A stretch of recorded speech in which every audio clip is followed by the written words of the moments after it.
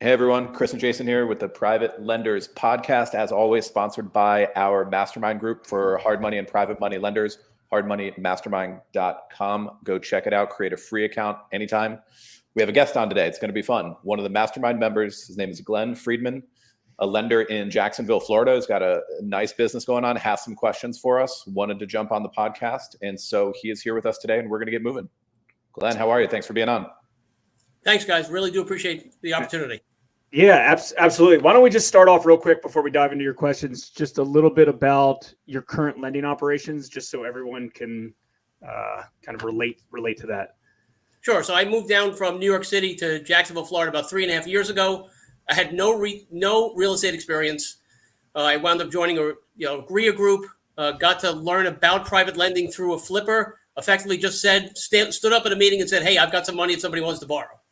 And I found a young couple who were flipping houses. I loaned them $100,000. I charged them 10%. It worked out well, and then I kind of learned the business from there.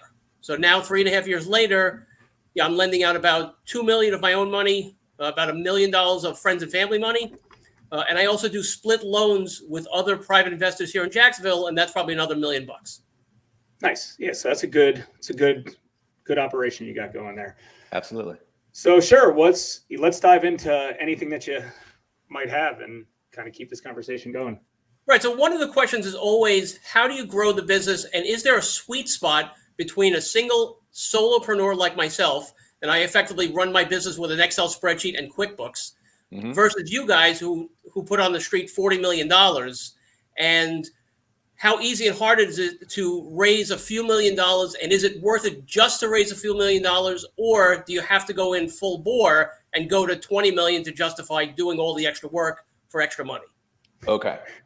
So I think we both want to answer this question, but let Chris go. He'll start. No, we're both going to have good stuff on this. So his let me start by opinion, asking, what is your ideal operation look like in terms of how much money is deployed, which you know what income that backs into, how much money's on the street, and your team, your operation? You're going to stay solo. Like, what does that look like in a perfect world for you? Really, really hard for me to answer that, because in a perfect world right now, I work for myself. I come and go as I please. And the question becomes, do you raise capital for the purpose of adding employees and adding expenses and growing a full business like you guys have? Or do you have other models out there where you could raise a couple $1 million? Is that worth it alone? Or should I stay small versus grow to 10 or 15 or $20 million and do all of the extra work? And is that worth it?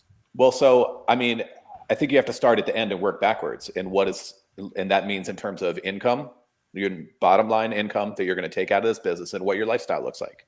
Because you don't have to get staff just to get staff. You don't have to have $20 million just because you want to get staff because you have to support the $20 million. Like, you got to figure out what that end game is, right? So say if you wanted to, how much do you have on the street now? About 4 or 5 million? About 4, correct. Okay. So if you were to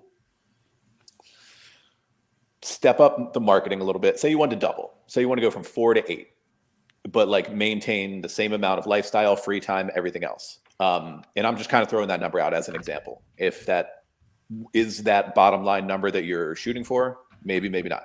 Okay. But I think you could easily do that, go from 4 to 8 with one staff person. It would be like an accountant / loan processor kind of thing. A little bit of marketing budget, have some regular marketing going on there in terms of, maybe paid stuff and maybe some free things, just email marketing, all that kind of thing. And go from 4 to 8, increase the bottom line a lot because you wouldn't be tacking on a whole lot of expenses. Hopefully maintain the lifestyle that you're looking for. I mean, nobody, wants to work 20 hours a day, and take out a bunch more money. That's kind of what I would throw out there. Let me continue with that. So let's say I raise $4 million more, but now I'm doing it similar to you guys with the co-lending model where you're making 6 points. So $4 million, so $4 million more on 6 more points, another $240,000. That's right. How much? Right. Does that turn into my 10 hours a week to 25 hours a week?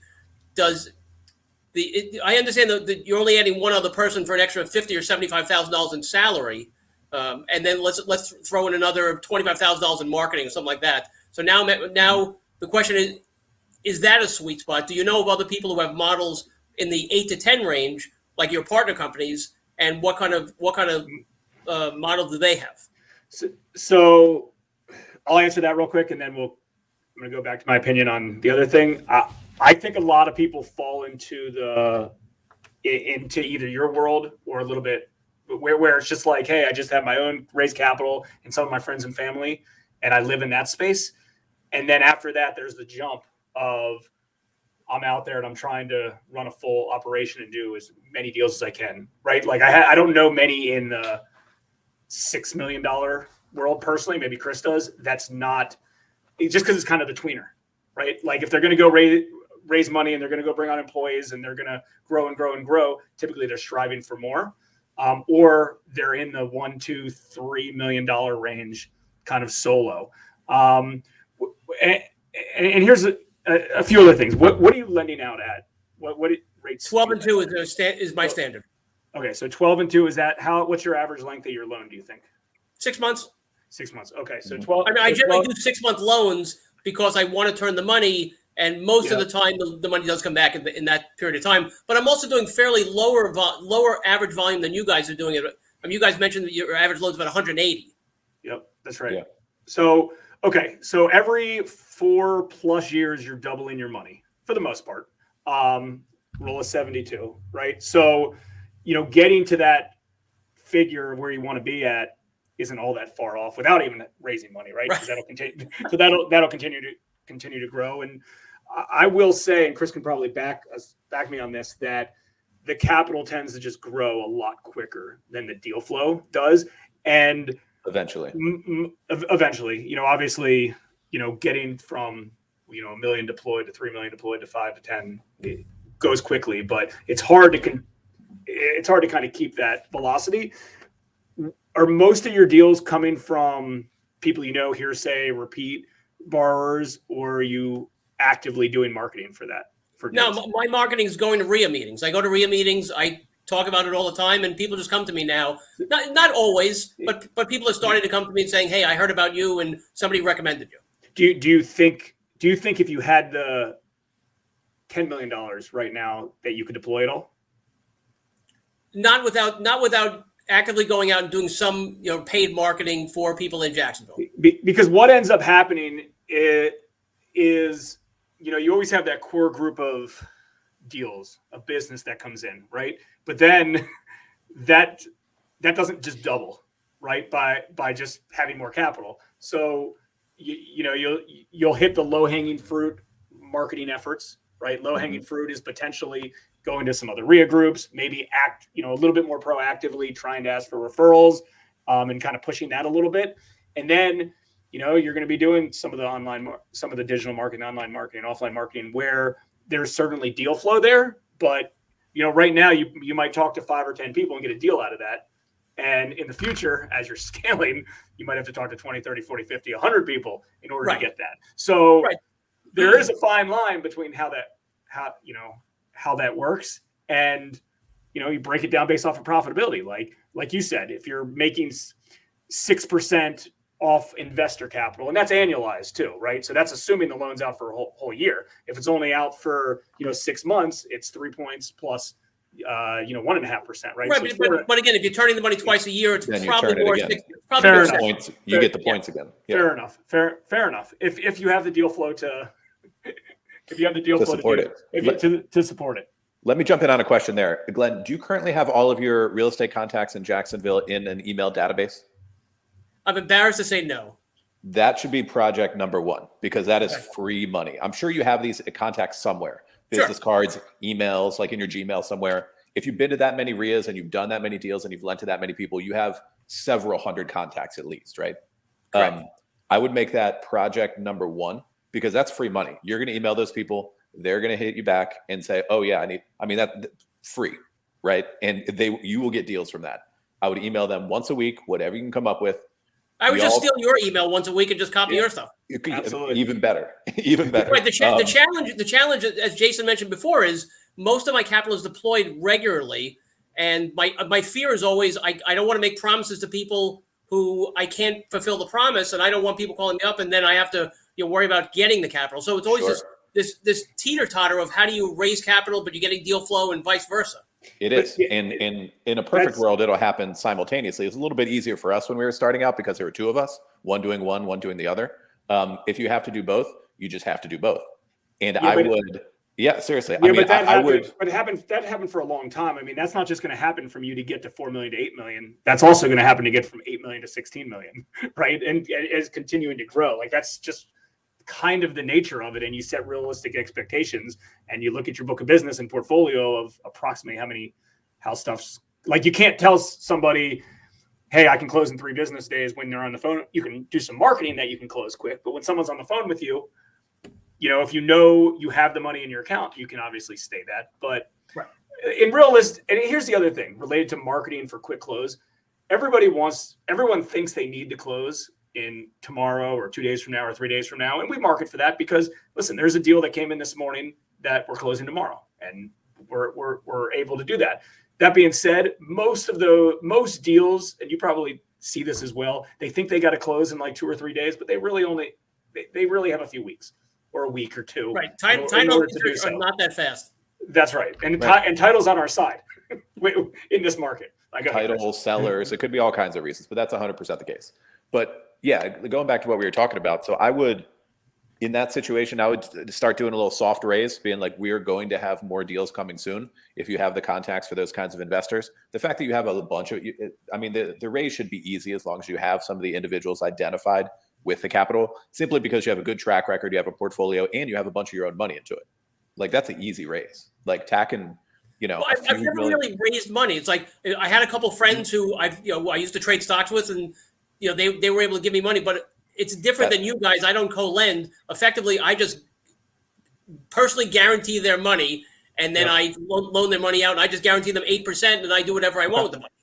Okay. Right. Yeah, I would. It would be a very, very easy raise to identify a few high net worth people who want to deploy. They're going to be happy with 9 or 10%. I'm guessing that's what you would pay approximately. Well, generally, right now I pay 8, and that becomes one of my questions: is if I pay. Is it psychological for you guys to give the 10, and that's why you keep it at 10? Yeah, a couple of answers to that. Yes, I believe the double digit thing is a psychological barrier of some sort, or metric.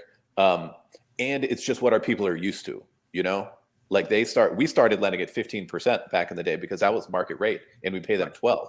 And then that changed. And so we're like at 13, and then I moved them down to 10 many years ago, and it's just been there. If we were starting out and wanted to put a bunch of money on the street at 12%, I don't think I'd be paying 10. I think we'd be paying 8 or 9. Okay. But in that range, there's a lot of capital. There's a lot of people who want to deploy in that 8 to 10 range. If you identify those people, have a simple meeting, here's what we're up to. You can even say like, hey, when I get loan payoffs, I'll go 50-50 with you. Or I'll go, I'll put in 25% of everyone, you put in 75. That's an easy conversation. Here's my portfolio. Here's my track record. You're working with a lot more than we were when we were trying to grow. You're in a good spot, honestly. You're in a good spot, honestly. Like I would do that part of the capital raising at the same time, do some free marketing. The free marketing meaning get your people in an email database, copy our stuff and email them once a week. Those are pretty, like, I think you're going to, I always look at how much work goes into how much money coming out. And I think that is going to be a manageable amount of work with a nice return on that work. Okay, terrific. Yeah, but again, starting from what you said at the beginning, it just depends on, what you want. I mean, I don't think and what you want. We have a few different income streams that come in, and our general operation is, we do the majority of the work on, but then we also have other offices that we do less work on, right? Where the capital backing. We're doing underwriting on them, but we're not going out and grinding to try to find, a dozen leads to close for those offices every month, right? We're doing that locally. So we were able to leverage some of the stuff that we had. I also think that when you get to that double production, like Chris said, a bookkeeper, accountant type is probably someone, even if, I'm guessing you want to kind of keep your hands on the trigger, your finger on the trigger, so you know what's going on at every given time, like we did and everybody does. But that doesn't mean that someone else can't do the keystrokes and you kind of just oversee it. Sure. Because I'm guessing you're servicing out of an Excel spreadsheet, or do you have software? Yeah. Which is fine. You do it your way. Exactly every deal you have going on at any given time. And that's how we were up to a certain point as well. Like we knew everything about every single deal, no matter what, because we were doing the keystrokes. Sure. But the goal for you guys was always to grow to a significant base of income, so that a significant base of capital, so you guys could pull in, let's assume, all of our disposable income goes back into loans. We're very vested in deals, and we weren't at the beginning because we didn't have enough money to continue to pull back that way. But you're right. But like, yeah, but it's like we understand the value of the investment vehicle, and we understand it's like, hey, we could lend our own money out at 13 and 3, turn it twice a year, and make close to 20% on it, or we could use an investor and make, like he said, 6% on it. So we're very, very like. Our entire business model is based on our own personal capital getting redeployed into these deals over and over and over as much as possible. And I don't know if this would happen. There's definitely things that we've talked about of in the future, as we're a little bit more fully self-funded, that we completely scale back and do half as many deals with just our own money, and it'd be a lot less work type of thing. We wouldn't have investor relations. We could do it with, but you never know what direction it goes in. So I think to sum it up, a lot of it is kind of depends on you. But I will say that constantly be looking for good deal flow. Obviously, I mean, you want to be looking for more deal flow now because you're always going to do the best deals that you have on your plate at any given time, right? So if you have no deal, you're right. If one deal on your plate, that's the deal. You have 100 deals, right? Exactly. So I'm always amazed when you talk about the fact that you go through 1,000 deals a month and you fund only 4% of them. Does that piss off a lot of 96% of the people who don't come back? No, because it doesn't meet the particular, the specific qualifications. I mean, every deal that reaches out doesn't necessarily need to be a good deal. I mean, we're geographically, we're only in certain particular areas. There's certain zip codes in our area that we don't really want to focus on, that don't strive high enough values, like in Baltimore City and things like that. A lot of it is, not everybody. I mean, most of our average deal has at least 30% cash into the deal. So that's usually the deal breaker for a lot of folks. So it's not like everybody's raising their hand. It's not like they're raising their hand and qualify and we're turning them down. And also a lot of them just don't accept our terms. They're just looking for cheaper money. I mean, there's all kinds of reasons why. My most active borrower last year doesn't use me anymore because now they get 100% from lending home. Yeah, exactly. And let them go that direction. And then with lending home doesn't exist in the future, they'll come back. I mean, we did 120 loans for one investor group in a 8-year period. You think 10-year period? You don't think that hurts when like that guy disappears, right? And we haven't heard from him in 4 years. Yeah, exactly. And we're not going to. I mean, he might, he wants 110% financing. He wants It doesn't work. And it's an interesting conversation when someone who's a really, really good operator reaches out and say, hey, I know you want to be at 13 and 3, but if you can give me, 11 and 2, I'll give you whatever, a deal a month.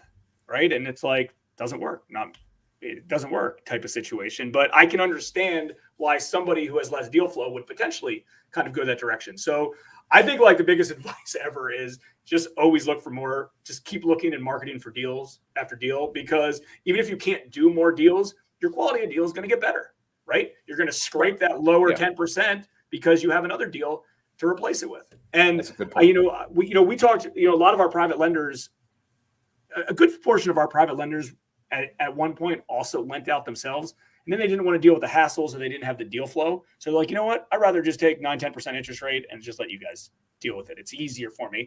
And they'll look at some of these deals and be like, well, how did you even get this deal? It's like, well, because we had to go through a lot of them to do it. It wasn't that like I went to a RIA group or a meetup group and the 5 people that came out said, okay, cool, I'm going to give you these deals. Like we spent tens of thousands of dollars a month, time, energy, and also the snowball with experience. When we got into this space, there was a guy that was in before us for like 30 years and he knew everybody and everybody knew him. He didn't have to do anything, right? People would just call him and he could just cherry pick whatever deals he wanted to do. And that's kind of been the goal with our stuff as well, to get to the point where it's, you wake up, you get 5 repeat borrowers that give you a call and you pick 1 or 2 that works that day and you close them and you move on to the next and you keep it simple. Mm-hmm. But it takes time to build that. So it just depends how much time and energy you want to put into that. But the deal flow, I think it probably makes sense because you seem to be motivated enough to want to do this, to want to grow into a bigger portfolio, is to try to get more and more borrowers. And there's nothing wrong with being transparent with them and stating, hey, listen, I don't have money at this time, or I'm going to need 3 weeks. This is the reason why. They respect that. They're not going to hang up on you and go somewhere else and never come back. Right. And again, one of the goals of the mastermind is eventually would meet other people who are smaller lenders who would be able to joint venture with. Yeah, Sure. That's very possible. absolutely. Yeah. I mean, and that's something that is interesting for us as well. We're always looking to figure out ways to deploy money in potentially other markets. And, we're kind of always opportunistic. You seem to be very opportunistic as well. Yeah. Jacksonville's a good market, guys. Yeah. Is it? I mean, and we did something, I don't know if you ever saw this guy, Nick Capitanis, who we've talked about in the mastermind group, but he has quite a bit of his own money, and he didn't want to raise money, but he was getting more deal flow. And we did some sort of partnership with him a few years back. And, he was able to leverage us. We were able to leverage him, because he could be the workhorse, do the deals. He could leverage us for some capital in it, and it works, right? That's a great idea for you guys to reach out to other markets that you guys want to get into as well. Yeah. So it's interesting. It's interesting, but I don't think you'll have a problem getting more deals and also raising more capital. And like Chris said, if you're looking to raise capital, nothing, hey, I'll put up half, you put up half, or I'll put up 25, you put up the rest.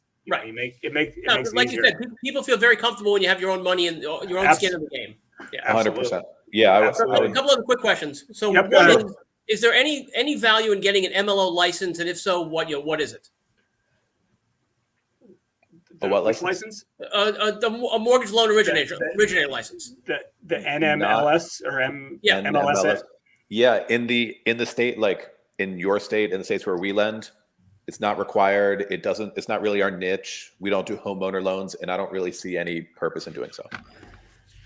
Okay. So no real value there. I mean, if it makes you feel comfortable, talk to an attorney down in Florida. But from what we've heard, read, talked to local counsel on, I don't think it's necessary or required, at least from what we see. Right. No, it's not required for commercial loans down here. Yeah. Different kind of transaction. I don't think it provides any value. Right. Okay. Next question is the mortgage office. It's an expensive piece of software for a solopreneur like me. Are there any alternatives that are less expensive that you guys would recommend? So, okay. I don't know all the current products too well just because we haven't been in the market to get anything different. There are other solutions out there. I know that the mortgage office has a web-based version that's a little bit more streamlined. It might not have all of the features, but it's cheaper. And it's a monthly sort of thing instead of like a big upfront, like the old school software model, which is like the one we have. Sits on a server. We got to log in. We don't love it in that regard, but the product it puts out for our business is so good that we deal with it. Right. So I would look into the mortgage office web-based version.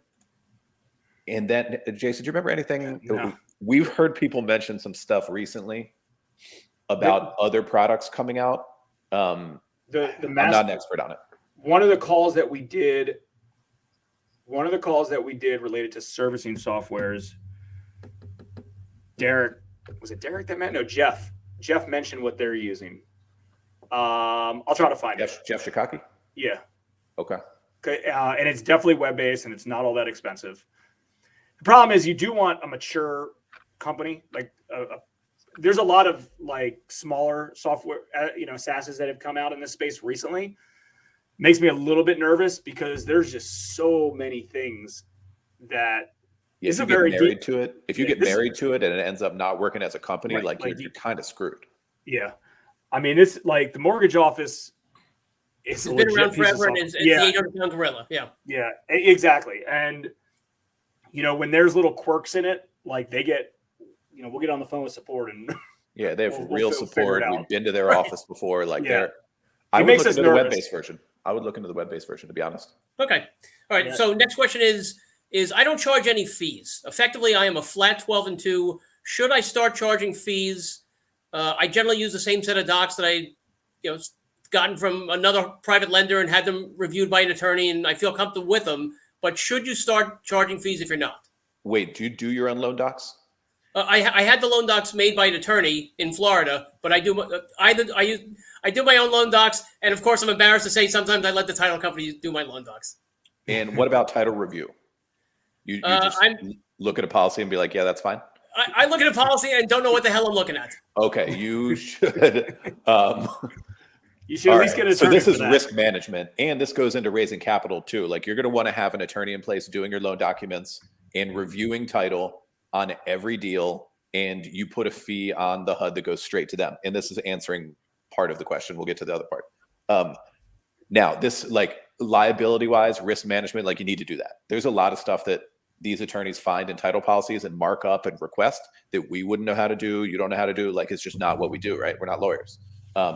So that having that third party prepare loan docs, review title, that takes a lot of liability off of you as a lender, especially when it becomes different when you're going to lend out other people's money. Because if you only have to answer to yourself, then so be it. The risk is yours.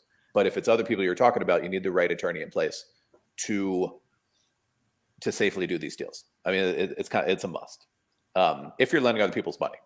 Right. Yeah, I mean, I guess in the back of my mind, I've always assumed if a deal went sideways, I would take the full loss. I would never let my I joke with my friends that I would sooner sell my kids than lose their money. Agreed.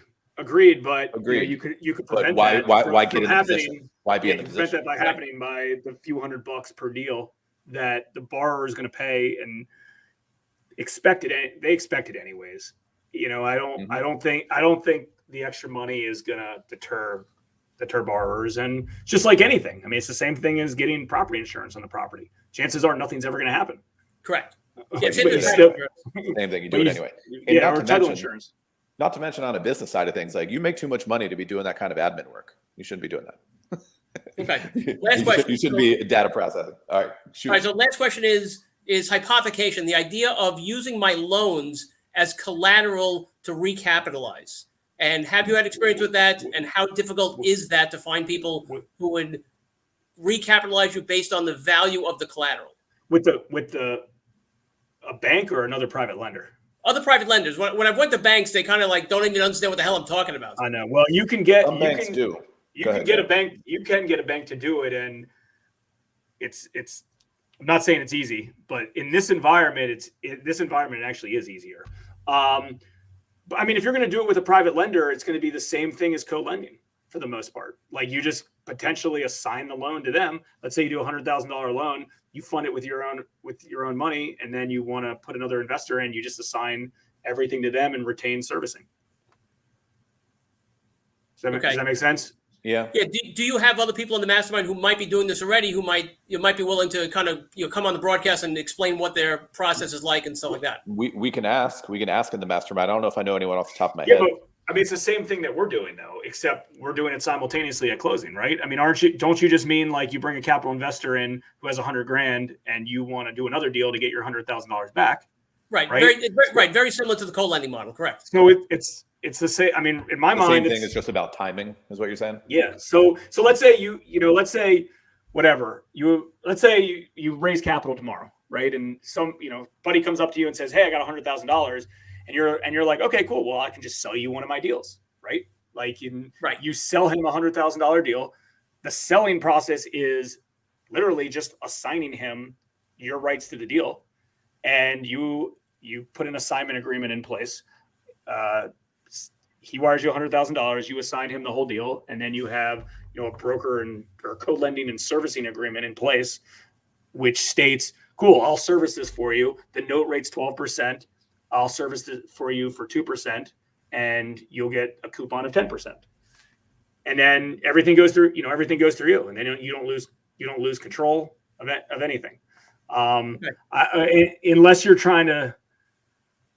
The other way, and I don't fully know how to do this, you probably know how to do this more, is doing what you're doing now, where they're just giving you money, 8% loan to yourself. I don't know if it's unsecured or if it's secured by your business entity or what, but in essence, they could do that as well. They can collateralize your interest in that note, or you can just sell them the note, right, and retain servicing, which is probably easier and cleaner. I mean, personally, and we came from a place that we were younger and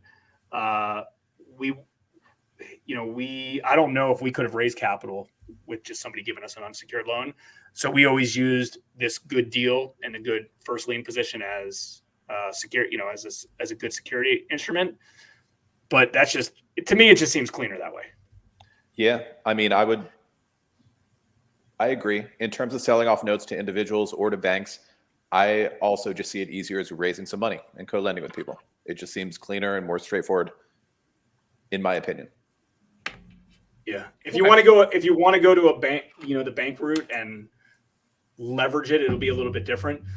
I remember, so HMB started in 2007. A few years before that, we were in real estate and chatted with a lot of people. And that was obviously before, before everything happened in 2008. But banks were leveraging these notes up to 90%, 80, 90, and 90%. So like there's a way to potentially go to a bank, sell them 75% of this note. They'll be first. They'll be like, you won't have an undivided interest. Like they'd own 75%, right. You'd have 25%. They'd be first right out, which is fine on this particular case. I just don't know if the rate they're going to give you is much lower based on all the headaches that you're going to have compared to just raising capital at 8%. Like they might give it to you at 6% instead of 8%, but then you got to go through all their pain in the neck paperwork. Right, dealing with the institutions every time. Yeah, dealing with banks is not a good. I mean, I would pick, individual high net worth people, dealing with them over banks all day long, personally. But that could be done. I mean, people do it. We know people here in DC who do that. Yeah. What else you got for us? Anything else, Glenn? No, that's it. I really do appreciate it. Love the mastermind. Think it's great value, and love being part of the group. Yeah, no, we're glad to have you on the podcast and in the mastermind as well. I know you're active in there. I see your comments and everything else, and we appreciate that. So we'll keep it going. And I'd love to give you some money to be part of a deal, but you guys have too much money. maybe we'll figure out a way to do something in Jacksonville. Collaborate that way. We looked at doing something in like West Palm area at some point years ago. I mean, we'd like to do stuff in other markets, just not 100% sure how to, logistically how to do it. And it's obviously easier with our own capital than investor capital. Right. We tend to be not more risk averse with our own. It's just, or do riskier deals with our own. It's more just like logistically how to set some of these things. But it can be done, especially if you get a big one that like there's enough to go around, enough to split like a big loan amount, something like that. True. We'd be happy to have that conversation. I'll start sending stuff that are you just pretty much doing anything in just Jacksonville area? You're not really. Yeah. Anything in the surrounding counties, surrounding 4 counties. Surrounding 4. Okay. I mean, we get leads all the time in Florida. I mean, we get leads everywhere, all over the country. So I'll make sure I pass anything we get your way, and hopefully you can do something with it. I'd be glad to take some of your money as well. Good stuff. Yeah. Thanks again for being on. Thanks everyone for listening or watching if you're checking this out in the mastermind group or on YouTube. And we'll see you next time on the Private Lenders Podcast.